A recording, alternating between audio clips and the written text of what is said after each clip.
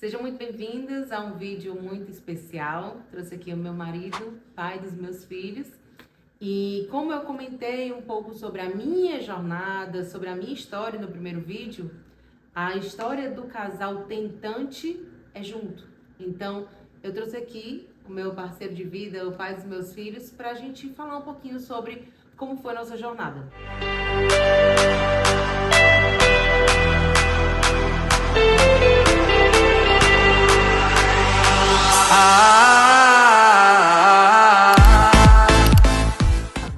Apesar de sermos dois médicos, né? Eu sou ginecologista, especialista em reprodução humana e Alfredo é cirurgião plástico. Mas a gente entrou num mundo novo, né? E eu queria contar para vocês abertamente porque vocês têm que ver que todo mundo passa por uma trajetória diferente.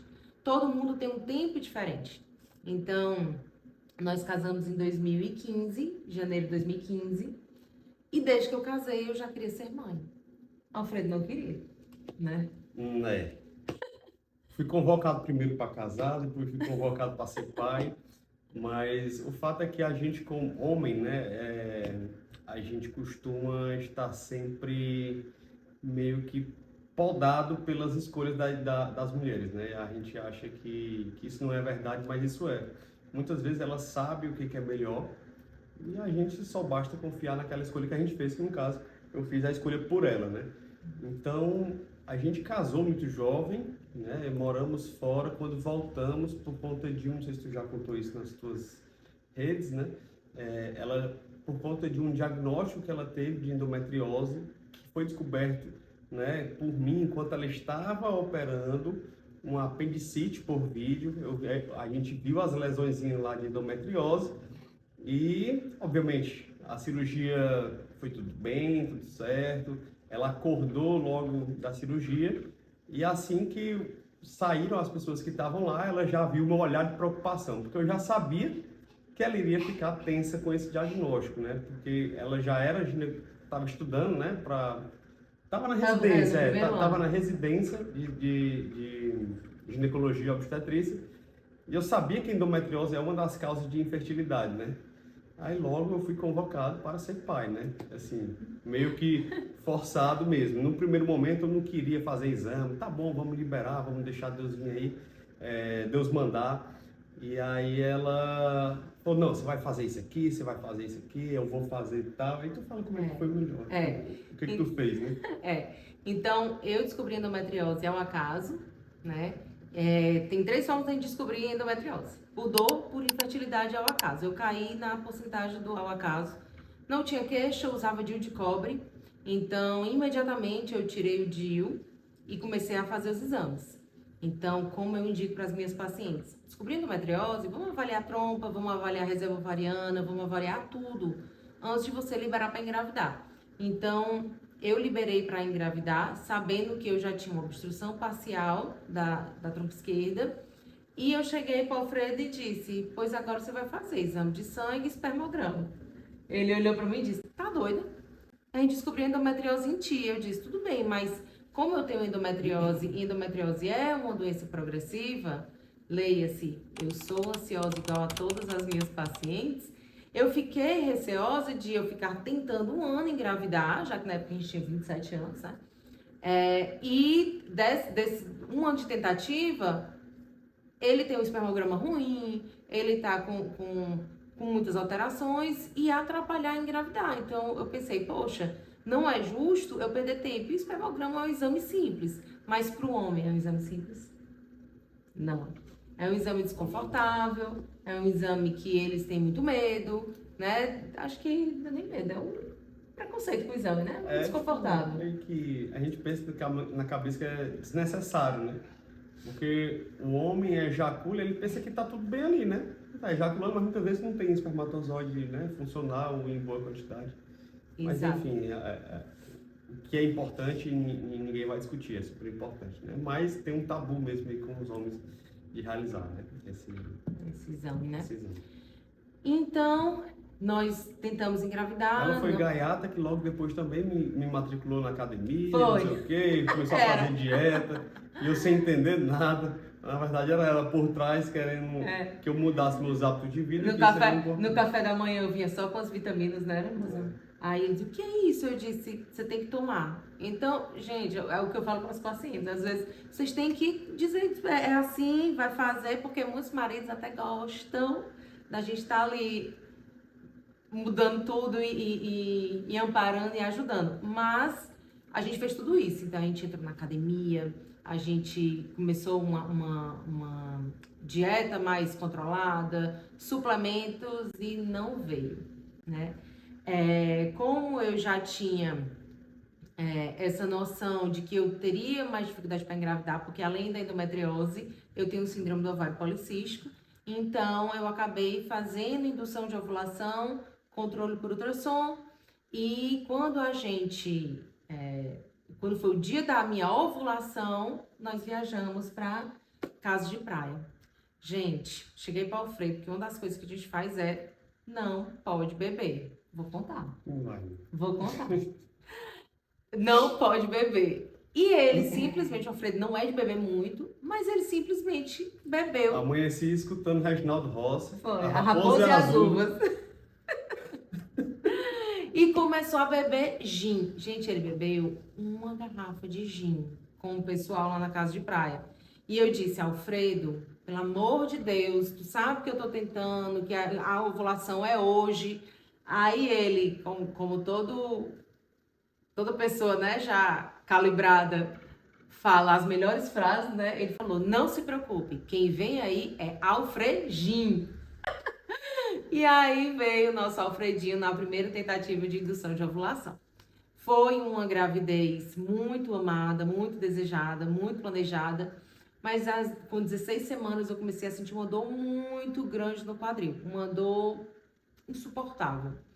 Desenvolvi uma sacroileite, que é a inflamação da articulação do quadril, e foi aí que tudo começou a desandar, né? Depois eu tive parto prematuro, minha pressão começou a subir, eu ganhei 4 quilos em 15 dias, ou seja, uma nasarqueia, eu inchei por completo. E na sexta-feira de carnaval, minha bolsa rompeu, parto prematuro, com pressão alta, com tudo que eu tinha direito de complicação. Nosso filho ficou 10 dias na UTI e eu não aceitei todos esses diagnósticos, essa sacroileite, eu não aceitei essa pressão elevada. Poxa, eu fiz tudo que eu tinha que fazer. Mas essa é a vida do casal que está tentando engravidar. Que eu sempre falo, a nossa meta é o bebê em casa. E meu bebê ainda não estava em casa. O meu bebê estava no UTI. E isso me devastou. Acho que foi um dos piores dias, né, da nossa vida. Porque mãe de UTI, eu acho que nosso coração, ele fica, assim, botado à prova de fogo, né? Então, eu ligava para a UTI para ver como era que estava o Alfredinho. Eu sofria demais de tirar leite de madrugada, ver como era que estava a produção de leite, com medo de cair, enfim. Alfredinho veio para casa e com alguns dias eu desenvolvi uma dor no punho, né? Uma dor no punho também incapacitante. Para os médicos, né? Uma tenossinovite. E foi então que eu busquei o reumatologista, né? Que a gente brinca dizendo que é o médico das doenças estranhas, né? Tá estranho, procura o reumato. E aí, fui no reumatologista, descobrimos, de fato, que eu tenho uma doença autoimune, que é a espondilite anquilosante, que eu usei imunobiológico depois, e eu tenho trombofilia também. E aí, ok, recebi o diagnóstico, terminei minha amamentação exclusiva, comecei imunobiológico, melhorei da minha dor, e agora eu quero ser mãe de novo. E como sempre, né, a gente não espera que o casal do nada, vamos ser pais, os dois pensando na mesma hora. Não, eu pensei, o Alfredo pensa, sempre era em algum momento diferente. E o Alfredinho tava com 1 ano e um pouquinho, né? E aí decidimos ser pais novamente. Tentei natural, não veio. Induzimos na primeira, segunda, terceira tentativa. Eu indico no consultório entre 3 e 6, mas geralmente na terceira as pacientes param de induzir porque o coração não aguenta. E eu disse, eu vou para a 4ª tentativa, a contragosto e com muito medo, porque lembrando do meu diagnóstico de endometriose e que uma das minhas trompas passava contraste, mas ela mostrava que já tinha uma obstrução parcial. Então, eu, por conta e risco, liberei de novo, né? Induzi de novo para engravidar, e engravidamos. Só que eu estava numa viagem, quando eu descobri, não consegui usar a enoxaparina, porque eu já sabia da trombofilia, e comecei tardiamente a enoxaparina. Então, quando eu voltei de viagem, que eu fiz o beta de novo, já não estava evoluindo como esperado, e eu fiquei com medo de ser uma gravidez ectópica, porque ainda era um beta muito lento e muito baixo, mas acho que eu passei uns 2 meses fazendo beta dia sim, dia não, e assim, foi pavoroso. Eu fazia no laboratório à noite, para ninguém me encontrar, era sempre a mesma equipe, porque era a cada 48 horas, então, horrível. Quando eu finalmente vi o bebê dentro do útero, saquinho gestacional, vi que a gravidez não evoluiu, eu tive uma sensação de paz, de calmaria, porque eu pensei, graças a Deus não é ectópica e graças a Deus a história vai acabar aqui. Porque eu já estava tão sofrida, tão magoada, que eu sabia que aquele bebê não ia vingar, apesar da minha fé me mostrar que ia dar certo, mas a minha medicina já mostrava claramente que não ia dar certo. Quando eu saí do consultório do meu obstetra, Alfredo desabou. E eu me aperriei porque eu não imaginava que ele ia ficar tão mal. A nossa descoberta que o bebê não tinha evoluído foi no dia do nosso aniversário de casamento. A gente estava com as malas no carro, a gente ia fazer uma viagem sem o Alfredinho, era um final de semana super especial, famosão.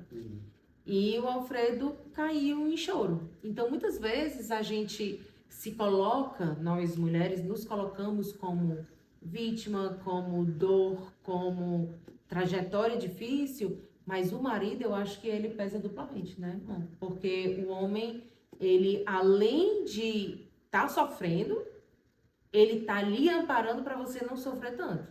Então, o homem, ele tem um sofrimento muito mais silencioso do que a mulher, né?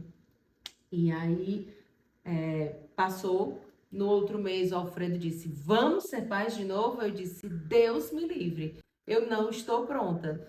Porque ele já estava preparado, né? Ele juntou os caquinhos, mas eu não estava pronta. Mas no outro mês, porque assim, tentante é assim, eu não quero de jeito nenhum, mas no outro mês eu quero, eu quero pra ontem.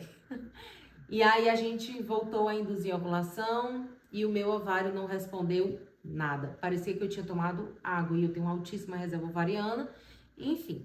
E então eu decidi, nós vamos para fertilização in vitro. Porém, entrou o lockdown. E quando entrou o lockdown, como eu era muito nova, eu tava ali com 29, 30, né? E eu tinha altíssima reserva ovariana, o Conselho de Medicina não estava aconselhando casais muito jovens e cota reserva irem logo para fertilização in vitro. Então eu disse, ok, então vamos voltar para aquela história, aquela estratégia, vamos perder peso, vamos suplementar de novo, vamos fazer tudo como manda o protocolo. E eu lembro demais que a gente tinha acabado de se mudar e como era lockdown, o apartamento não tinha nenhum móvel, né? A gente fazia o Muay Thai, eu e ele, dentro de casa.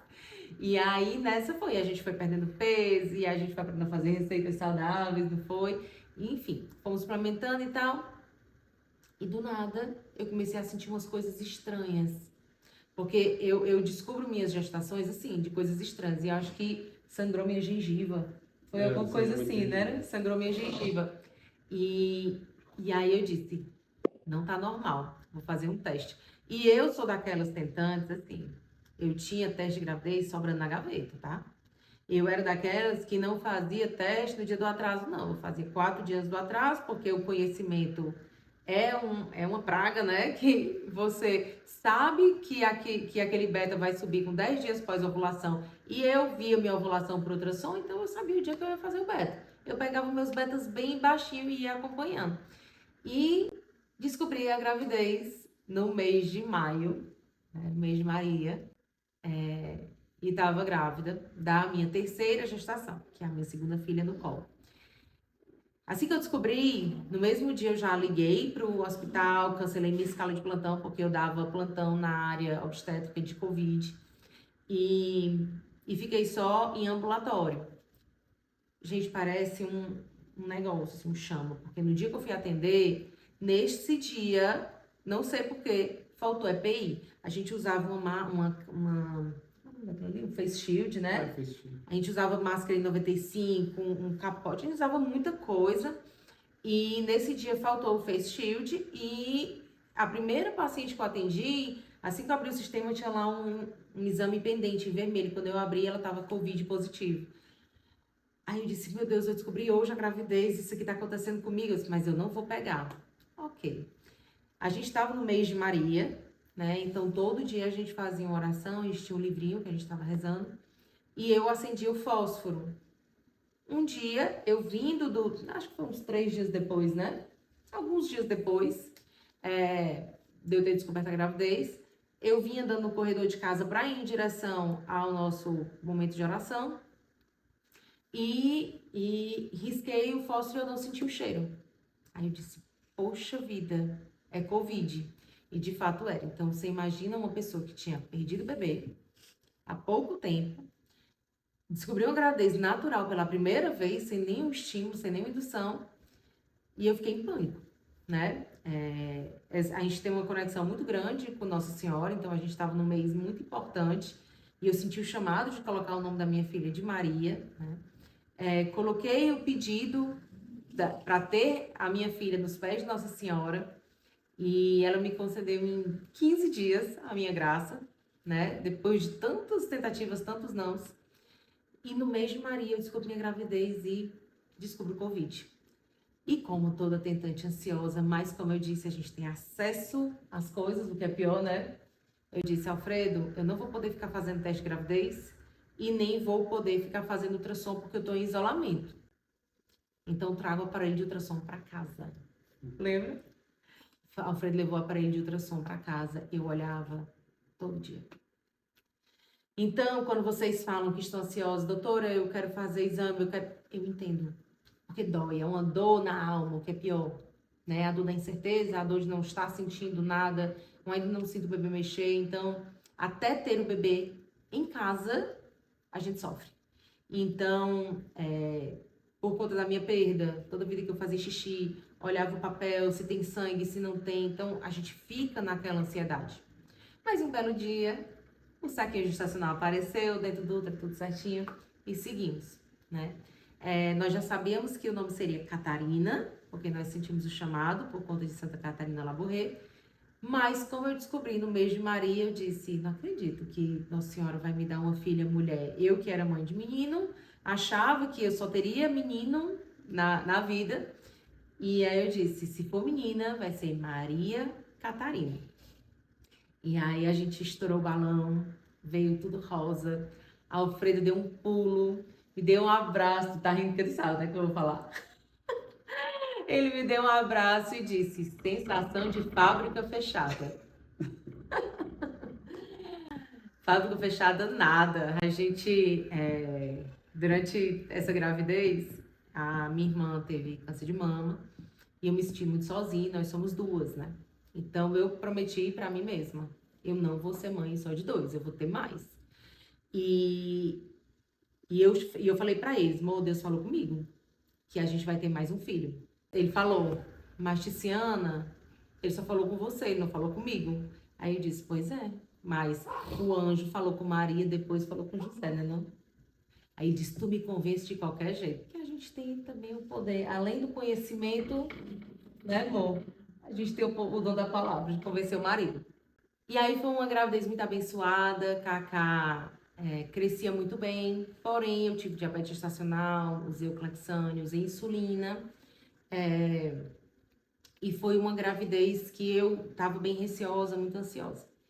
Com 36 semanas, Cacá veio ao mundo por uma pressão elevada e um sofrimento fetal. O Doppler todo alterado, eu tive centralização fetal e a cardiotocografia também já estava alterada, né? E eu estava em trabalho de parto, mas eu não sentia a dor. Então, meu obstetra salvou a vida da minha Cacá, né? Antecipou a consulta, sabe Deus por quê, foi um chamado e ela nasceu pertinho do Natal, né? Depois da Cacá, que eu passei pela história da minha irmã e que eu sabia que eu queria outro filho, com 5 meses pós-parto eu tive a primeira menstruação e eu disse para o Alfredo, Fredo, eu tô ovulando.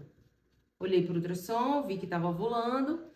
E aí ele disse, ó, a gente tem um histórico muito intenso, né, de infertilidade. Então, eu acredito que vai demorar muito, né? Não é possível que Deus mande tão rápido assim. Você está em aleitamento materno exclusivo, né? Vamos tentar natural, se não der, a gente volta para os tratamentos. Foi emoção. E aí, eu coloquei nos pés de Nossa Senhora de novo. Aí ele disse, Tiziana, tu sabe que ela é ligeira. Quando tu bota nos pés dela, vem rapidinho. Aí eu disse, vamos deixar nas mãos de Deus Nossa Senhora. E assim fizemos. 15 dias depois, estava grávida da minha Zizi, da minha Maria Cecília. E a gravidez dela foi uma gravidez bem mais tranquila. Eu tive diabetes também, usei insulina, também usei Clexane, mas foi diabetes mais controlada, porque a Cacá descompensava muito. E com 32 semanas eu tive Covid, né? E com 33, a minha pressão subiu, foi para 170 por 110, com alteração de enzima hepática. Eu tive uma síndrome HELP-like, pós-Covid. Então, acompanhei com a cardiologista, acompanhei com todos os meus exames e com 24 horas tudo se resolveu. A pressão já caiu de imediato, ficou boa de imediato, então deixou a gente mais despreocupado. E pela primeira vez, eu realizei o sonho de ter um bebê a termo. Eu tive um bebê de 37 semanas com pressão alta, vomitando, mas foi meu primeiro bebê que eu tive o coração mais tranquilo de ir para a maternidade. Então, pessoal, foram 4 gestações extremamente diferentes. O meu desejo de ser mãe sempre foi muito grande e pelas minhas circunstâncias obstétricas, a gente acabou fechando a fábrica e não pretendemos, né? Quem sabe, mas não pretendemos ter outro filho, tanto que eu fiz a retirada das trompas no último parto. Mas entendam que todo casal tem a sua jornada difícil. Desde quando a gente está tentando engravidar, a jornada da obstetrícia também é difícil e a jornada como pais. Hoje os nossos desafios são outros, né, moção? A gente teve o desafio dos recém-nascidos em casa, dos bebês pequenos, nossos filhos estão crescendo, nossos filhos estão interagindo muito conosco e com pessoas de fora, então agora nossos cuidados são com o mundo. Como o mundo vai tratar nossos filhos? Então, entenda que a jornada do casal que está tentando engravidar, está buscando o bebê em casa, ela não é um mar de rosas como as pessoas contam. É difícil, para todo mundo é difícil, né, amor? E nunca pense que, eu vou entrar na jornada e meu marido vai estar ali junto comigo. Não. Mas o nosso papel como esposa sábia é tentar mostrar para o marido a beleza da maternidade que ele ainda não enxergou. Porque o homem, ele não foi preparado para isso durante a sua vida. Quando as crianças nasceram, Alfredo falava, né, amor? Comigo é de 6 meses para frente, né? Não tem relação nenhuma, né? A relação mãe com filho é muito intensa, né? No começo eu falava isso porque depois que ele começava a sorrir para mim, eu, pronto, chegou minha hora. Então, é isso, né? Seguimos acertando, errando, tentando diariamente, mas mudamos da jornada de tentante para casal grávido e agora como casal pais. E espero que vocês tenham gostado da nossa jornada, da nossa trajetória. E entendam que a grama do vizinho é sempre mais verde, mas muitas vezes é mentira, né? Então, muitas vezes as pessoas olham pra gente hoje no Instagram realizados e com filhos, mas foi muito difícil, porque tudo aconteceu ao mesmo tempo, né? Na nossa vida. Então, filhos, carreira, casa, né? Tudo veio ao mesmo tempo. Então, a gente é muito feliz pela nossa trajetória. E uma coisa que o Alfredo falou para mim que me tocou muito, esses dias até, ele falou assim, amor, muito obrigado. Muito obrigado por você abrir os meus olhos para ser pai. Obrigado por ter me feito pai novo, foi? Porque hoje a gente tá novo ainda, a gente tá com 34 e tá curtindo as crianças. Se você quer postergar sua maternidade, tudo bem. Se o seu sonho é postergar a maternidade, não tem problema. Mas que vocês estejam conectados. Então, muitas mulheres falam, eu vou liberar sem meu marido saber e vou pegar ele de surpresa. Não façam isso. Filho não segura casamento, filho não resolve problema, filho acrescenta problemas. Então, a gente tem que estar com tudo muito bem resolvido. Então, espero que vocês tenham gostado. Fica aqui meu agradecimento também para o meu marido ter topado essa presença dele, mas também por ele ter topado ser pai novo. Porque, como eu disse, eu jamais faria algo escondido do meu marido sem ele saber que nós estaríamos tentando engravidar. Então, fique com Deus. Se vocês ainda não conseguiram seus bebês, né? Continue tentando. Continue tentando, acredite, busque ajuda se necessário, mas acredite nos planos de Deus. Beijo grande.